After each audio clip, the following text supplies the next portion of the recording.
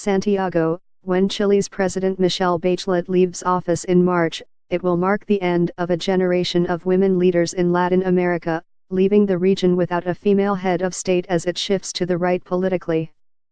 At the start of this decade, women held the top jobs in Argentina, Brazil, Costa Rica, and Chile, collectively representing about 40% of the population in a region better known for its machismo. But conservative Sebastián Piñera's victory in the second round of Chile's presidential election on Sunday drew that period to a close. Bachelet was the first of her female counterparts to rise to power in a leftist tide that swept South America during a commodities-fueled economic boom. She served as president from 2006 to 2010 before winning re-election in 2013. Together with Brazil's Dilma Rousseff and Argentina's Cristina Fernández, Bachelet embodied the major strides made by women across a region that has passed laws deterring rampant violence against women and set quotas for political participation that have given Latin American women a bigger share of parliamentary seats than in Europe.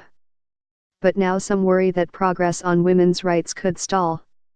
We're seeing a shift to conservative politics that is questioning the advances of the last 15 to 20 years, said Eugenia Pisa Lopez, who works on gender in Latin America for the United Nations Development Program. Conservative groups are targeting gender equality across the region, said Pisa Lopez. Protests over curriculums aimed at empowering girls to rise above traditional female duties have helped topple education ministers in Peru and Colombia. During campaigning in Chile, Piñera voiced concerns about the country's declining birth rate as he took aim at changes to abortion laws under Bachelet, who loosened a strict ban to make exemptions for rape, unviable fetuses, and the risk of death during labor.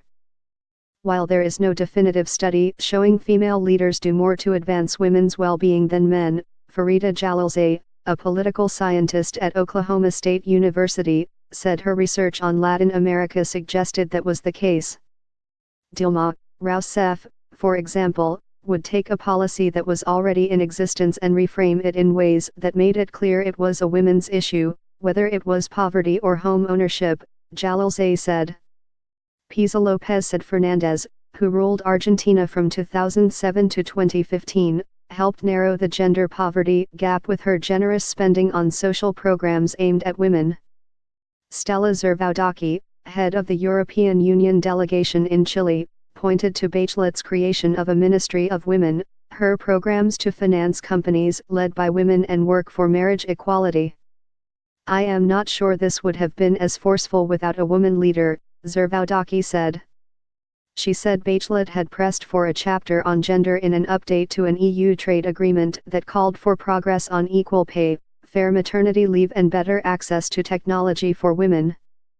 Corruption scandals in a region where corruption scandals often hurt presidencies, South America's women leaders were no honorable exception. Rousseff was removed from office in 2016 on accusations she manipulated budget laws and was later charged with graft.